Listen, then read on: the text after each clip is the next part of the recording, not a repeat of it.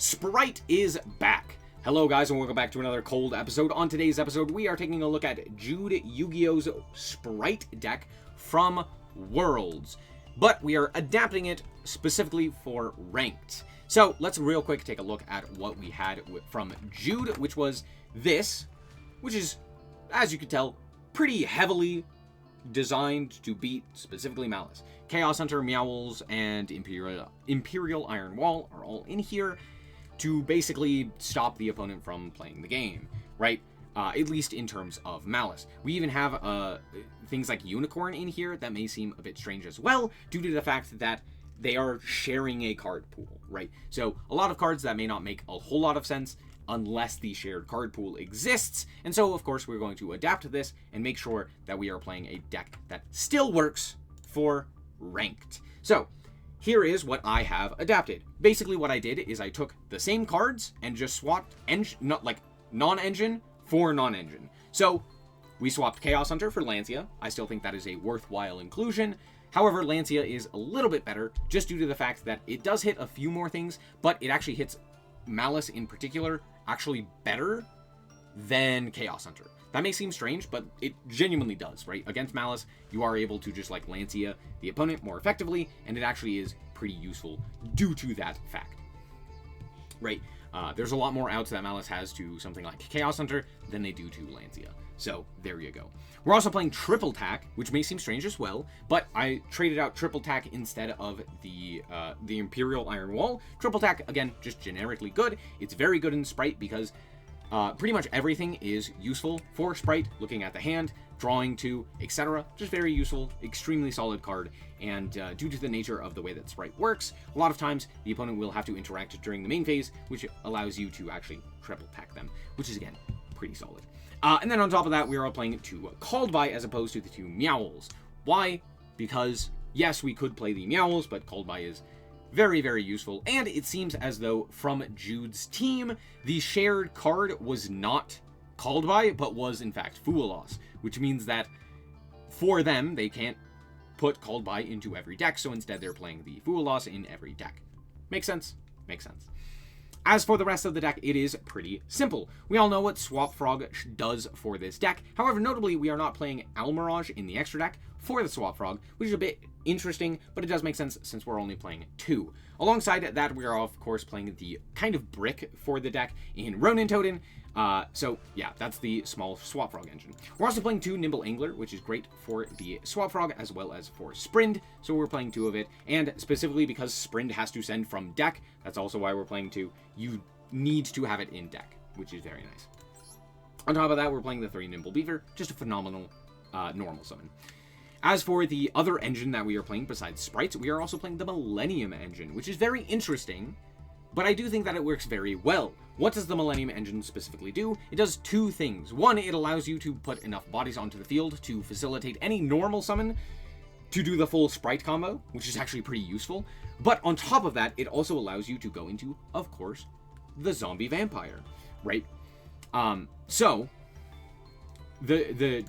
Basically, you can either go Photon to protect your normal summon to guarantee that you have like a Sprint resolve or something else of that nature, or you can go into the Zombie Vampire, which does a lot for you, which is the first thing. It allows you to potentially start your combo by milling your own cards and then special summoning them and going from there. Special summoning a blue, special summoning a jet, etc. Off to the races you go, or even special summoning a Swap Frog. Great. Or you can use it to look at you, well, not or, and you get to use it to look at your opponent's deck and see what they are playing, whether that is tech choices or more likely just what deck in general they are playing, which is very nice. So, 2 very good things that end up working in tandem with each other to facilitate very powerful end boards or just an additional engine to push through additional hand traps, which is, again, very nice. So overall, those are the 2 things that this deck does with the Millennium engine, and we're playing the smallest one, which is the 1 Golem, the 1 Field Spell, and then the 3 Sengajin. And then, of course, for the Sprites, we are playing the 3 apiece of blue, 3 apiece of jet, and 1 apiece of red and carrot, which is, again, very solid. Then we are playing just 1 search target for jet, which is 3 starter. We are not playing any Gamma Burst or Smasher or anything else of that nature, so it is literally just starter. Now, I still believe that Gamma Burst and Smasher are extremely powerful and worth playing just in general, because they provide a lot more value just across the board, right? And I do think that Gamma Burst in particular is one of the best ways to just OTK and to play into Maxi and stuff. So, for the most part, I do think Gamma Burst is still worth it. However, it does make sense because, again, we're cutting down to 40, we need to play a certain amount of cards, and you gotta cut cards somewhere, and I do think that it overall does work. As for the extra deck, we are playing oh, did I tell you the tech choices? We're playing the non-engine, I should say. 2 Maxi, 2 Called By, the 3 Ash, 3 Fua, 3 Triple Tack, and the 3 Lancia. And that's it. As for the extra deck, we're playing the 1 Doomed Dragon for the, these Millenniums. We're also playing, of course, the Photon and Zombie Vampire, as previously mentioned, again, for the Millenniums. As for the other Xyz, we are playing 1 Mannequin Cat. Mannequin Cat's great. Absolutely worth playing. 2 Gigantic, also very nice. And then, of course, 1 Mosquito. Now, I say of course, but actually, this is a card that I generally don't play. Why are we not generally playing Ninja Mosquito? Because most of the time, it requires you to have, like, an entire full board of monsters to attack and actually deal lethal damage. Or it requires you to, like, have a very specific setup where the opponent, you know, nukes their own life points. Which happens to be Malice. Malice right now does have the ability to just, like, you know, nuke their own life points, and from there, you get to go Ninja Mosquito and OTK, because you just put enough bodies onto the field. However, that's not consistent, and I'm not really that big of a fan of it. Gamma Burst just does better for the most part, because you can also use Gamma Burst to just clear a field with combat, which I find to be a little bit more advantageous than that of Ninja Mosquito. Ninja Mosquito, all it does is put a hallucination counter on 1 card, which does negate it, but it's just the 1 card, and it's very easy to, you know, remove that from the field. So I'm not that big of a fan of this card, but it does happen to work here in particular, because this is, again, specifically to beat Malice, and this does help with that. As for the other monsters, we are playing a whole bunch of Link monsters. Of course, we are playing things like Nightmare Phoenix, IP Masquerena. We're playing 2 Elf and 1 Sprint, and then we're playing also SP Little Knight. Now, again, the deck that I showed you was playing Unicorn instead of SP Little Knight. However, I think SP Little Knight is just... It was just one of those cards that was in 3 other decks and was likely to be more advantageous in those decks, so they decided, hey, I'll play Unicorn instead in this deck, and it'll be fine. So I think that's more or less why it was Unicorn as opposed to SP, so I just swapped those. Seems to make sense. Then we're also playing Apollosa.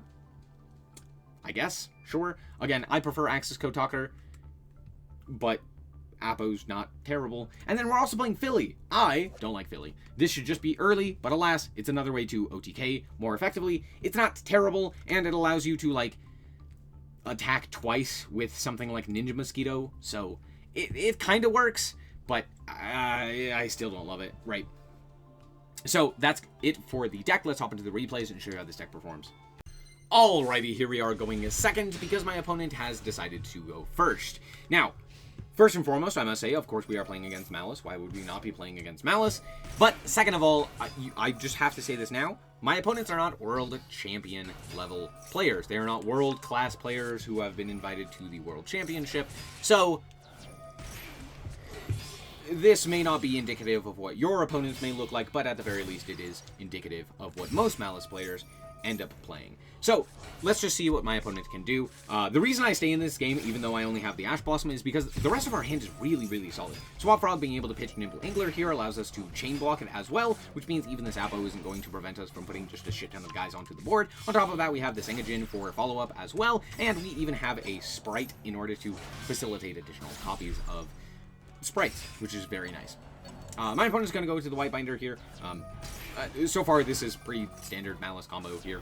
And then they are going to set the GWC and then elect to go into Lingaribo, setting an additional card and passing the turn here. I don't know why we elected to do this way and not link off the White Binder, but sure. Or at the very least, go like GWC to banish it, to bring it back and draw a card or something else of that nature. I don't know what the purpose is of this. It seems really bad.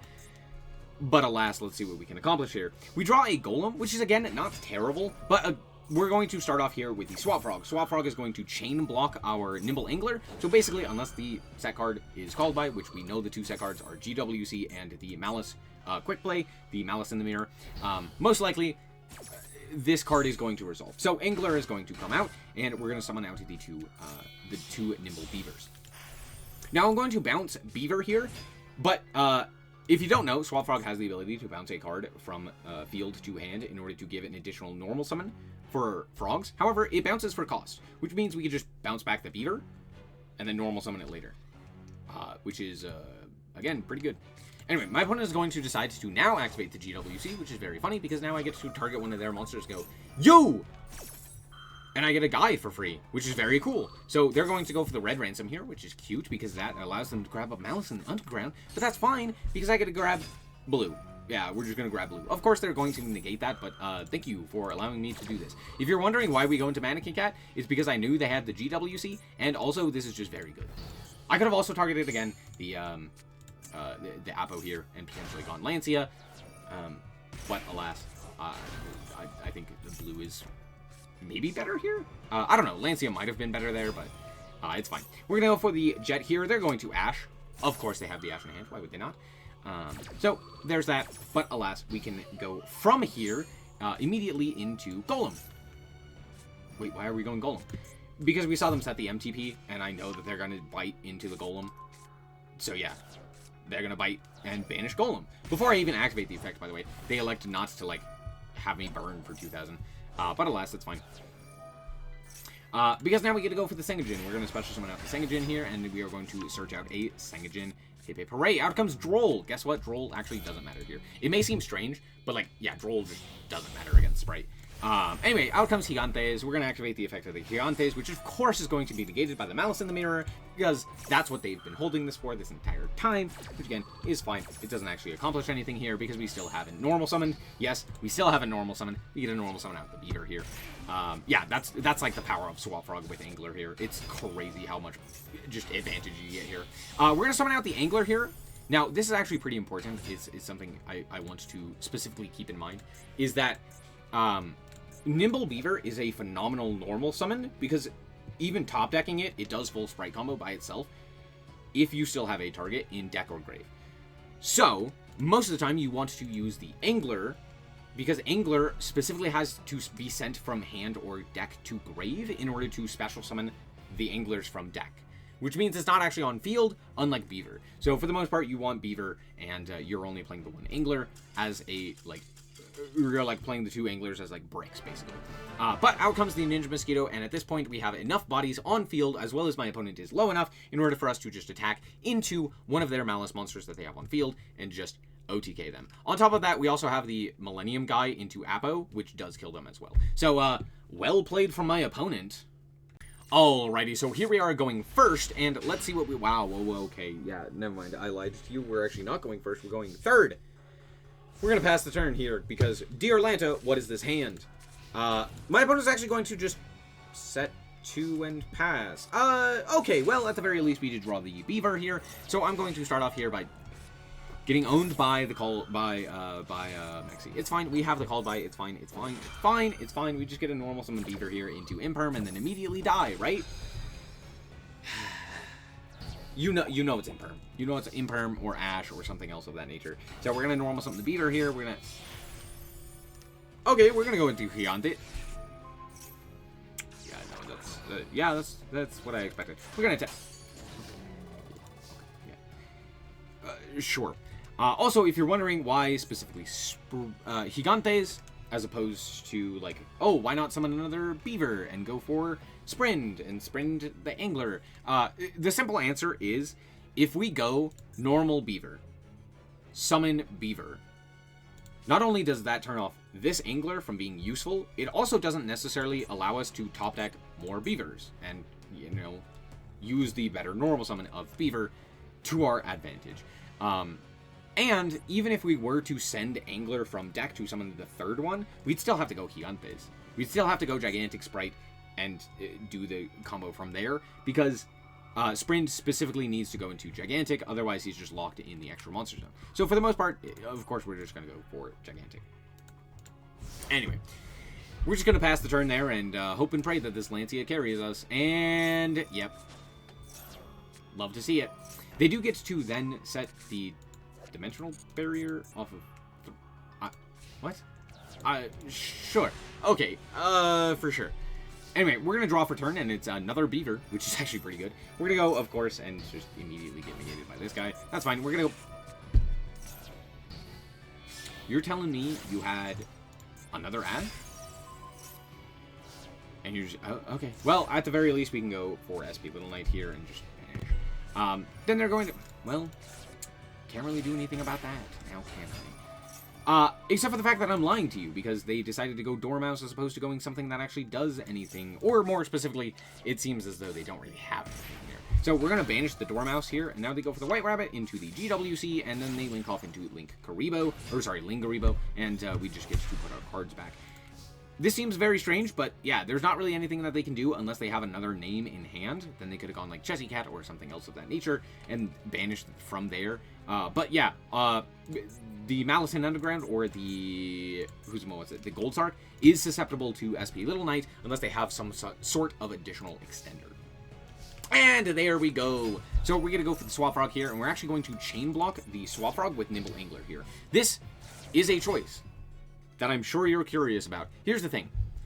Beaver, I would much rather keep in deck. Swap Frog is pretty much a dead card because we already have the Ronin Totem in hand. So, if we were to top deck a Swap Frog, it would be bad for us. We would much rather top deck something like Beaver. So, by allowing us to chain block the Swap Frog instead, the opponent gets to Ash, or chooses to Ash. They actually shouldn't Ash this, to be fair.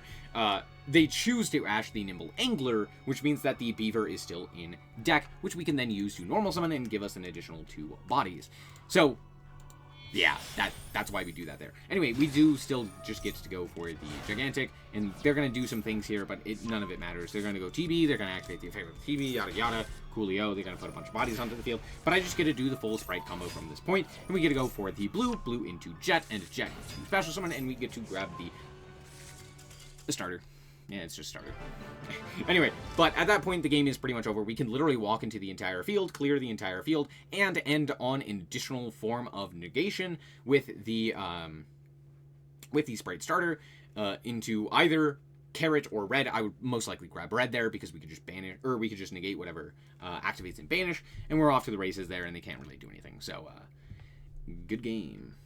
Alrighty, here we are once again going first, and our hand is pretty solid. Let's see what we can actually accomplish here. We're going to start off here with the Sengajin. We're going to activate the effect of the Sengajin. My opponent is not going to maxi me. Hip hip hooray. We're going to go for nothing because droll, but that's okay because, again, genuinely speaking, it's not that big of a deal. We're going to then just normal summon the Jet here, and this is one of the advantages of having the Millennium cards. They're just a guy that allows you to normal summon another guy and go into Sprint, which is great. So we get to now go into our Sprint line with the Angler, summoning the 2 Beavers, and then go into Gigantes. We're going to activate the effect of Gigantes here. We're going to special summon out the Swap Frog, because we can't search anything. It doesn't really make sense to summon blue there. So we're going to Swap Frog and dump the Ronin Totem, and then go into Elf and reborn the Swap Frog. Here we can activate the effect of the Swap Frog, again, dumping another Swap Frog, and putting back the Nimble Beaver. Why am I putting back the Nimble Beaver? Well, because we already have this guy in our spell and trap card zone, so we have enough bodies to do pretty much the board that I want, so I'd rather have the follow-up of Nimble Beaver here, and I'll show you what I mean by this. So we're gonna go for the Ronin Totem to bring back, to bring itself back, and then go into IP, and then bring itself back again. Now we could go for the Golem here, but I elect not to because what we are going to use this for is we are going to activate the effect of Elf, bring back something like Jet, which could then search, and then we can go for an Apo with these 4 monsters, and then we have Apo as a negation. However, my opponent has other plans because they are going to immediately special summon Fenris. Yay, Fenris. That's fine. I'm still going to activate the effect of the Elf here because we have the Lancia, and my opponent's going to Super Poly me. What the fuck? Okay, well, Super Poly into Muddragon, and it turns out it was actually a voiceless voice. So there's that. But alas, they're going to try to banish, which is fine. We're just going to Lancia, and then they are going to grab a guy. Out comes Barrier. Luckily, we have the Ash Blossom for that, so we're not immediately dead here. Hip hip hooray. They're going to normal summon and then tribute, or sorry, they special. They're going to special summon and then tribute summon the Unicorn, which is a choice, I guess, in order to grab up the Birth into the Rise Heart, and my opponent walks over the field and deals a shit ton of damage. Now, keep in mind how much in terms of life points I have. I have exactly 3,400 life points. Keep that in mind. Now, also keep in mind that I have only used the 1 Millennium guy. I haven't used any of the other stuff. So we're going to start off here with Golem in order to grab up the Wedju Temple. We're going to then get our cards banished because that was a spell, and that's fine. Ronin Totem being banished is funny because it doesn't do anything at this point. To be fair, none of these cards do, so that's fine. But we do allow, they do allow us to basically immediately go into Doom Dragon. Now, if you're wondering, again, why like Fenris or Unicorn don't activate there, it's because it's not a monster effect to Special Summon Golem, so that's why. But now we get to go into the Doom Dragon and put Fenris into the back row, and yes, they can Unicorn, and what did they take? They took Gigantes, which is fine. Again, because we do have the Nimble Beaver that we added back on the previous turn, we can now go into our Elf, which we haven't made up until this point. So now we get to activate the Elf, we get to bring back Sprint, he's just a guy. But this most notably allows us to use Starter, which puts us down to 300 life points. That's exactly enough, baby! To be fair, there was no way that we could have killed ourselves by activating both Golem and Starter. There's not a way that we could do that. We don't have Pixies, which is the only 1400 attack point monster, so yeah, we literally could not have killed ourselves off of a Starter. But that's fine, we're just going to grab Carrot here, and then Xyz into Mannequin Cat. Why are we summoning Mannequin Cat here? Because it gets over the guy. That's pretty much it. However, I did kind of goof here, because I didn't really plan this out too much. I was like, oh, I'll go Mannequin Cat, and then I'll, like, reborn a guy, but we'd already been locked into 2s, so this was a bit of a goof on my part, and, yeah, whoops. It's fine. We go into the SP Lone Knight here, we're going to banish the barrier, and then I'm going to link summon into the Phoenix, which allows us to also draw a card, because it's co-linked, which is why I did this way as well. So we're going to draw a card for a turn. We have SP, we also have Elf to bring back a guy. We drew into the Maxi, which is very nice, but we are also on 300 life points, so pretty much anything does it here. However, they draw for turn and concede there, realizing that it wasn't enough. So, good game. We are back with the deck, and honestly, a Sprite's never been bad. I'm lying to you. When Spright was limited, it was pretty bad, but at this point, it actually still keeps up. It does a lot of similar things to that of Ryzeal, however, in a new or unique facet, right? Unlike Ryzeal needing to search a whole bunch of cards in order to actually do its combo, this deck doesn't lose to Droll. Nor does it lose to things like Lancia or other such common cards that other such decks would lose to, like Malice or, of course, Ryzeal, which is one of the big advantages that this deck has. On top of that, I would never have really thought about this, but the Millennium cards actually do work very well in Spright. They allow you to just put additional guys onto the field, and with any other 2, which there's a ton of in this deck, with any other 2, you're off to the races with things like Sprint or even Elf. So there's a lot of things that you are actually able to do thanks to just having additional bodies with the Millennium monsters. On top of that, of course, the Millennium monsters are known for being extremely good going second, because you could just, here's a body, and it's very big. Good luck! On top of that, like, Doom Dragon is just a powerhouse in and of itself, being able to remove so many problematic cards from the field. On top of that, it's 3,000 attack points, which is, again, huge, and allows you to just cleanly get over a whole bunch of different things. So the Millennium cards are very smart here. Overall, I really do like this deck. I think it's very, very smart. And it is a very clean list. I do like having that 40 card, nice, like, all 3 ofs unless they're bricks, and it just works overall. 2 things I would change. Pit Knight Philly should just be Pit Knight early. I understand the idea behind this is that it allows you to OTK more effectively with Ninja Mosquito. I don't like it. I think it just doesn't really work, and I don't really see much of a point of playing this card as opposed to playing Pit Knight early. There are so many cases where I just absolutely dominate with Pit Knight early. A lot of them are specifically against Ryzeal, which is why I think, again, Philly makes a bit more sense against Malice if you're specifically playing it against the Malice player, but against Ryzeal, it doesn't make as much sense. I think for that, it makes a lot more sense to play early. So overall, I would say early is just better overall. And Philly, the main purpose of it is specifically with Ninja Mosquito, and I don't really see a world in which you can make Philly and have it make sense with Mosquito as well. It's just very difficult to, like, line those up. And so, again, I think early just has more of that impact. On top of that, you could also play, like, Axis Code Talker or something else of that nature instead of something like a Ninja Mosquito. I think Axis Code Talker is still very nice, so there's that. Those are, like, the 2 flex spots, I would say, but everything else seems to work really, really well. Photon Lord is actually pretty advantageous nonetheless, because, hey, if your opponent doesn't like, interact with you and you have any other 2, you can just make this guy and then go normal summon a guy, and then into Sprind, and then Sprind can send, and you have the negate for something like an Ash Blossom, which is, again, very solid. So yeah, all in all, a very a solid deck and a smart deck. Shout out to Jude and the incredible run that they had, making it all the way to the semifinals, even like taking, going 5-4 against the eventual finalists. Very solid. And Spright was part of that. It literally went 3-0, was undefeated. Very, very cool. So there you go. Thank you guys so much for watching, and remember to always stay frosty. Bye-bye.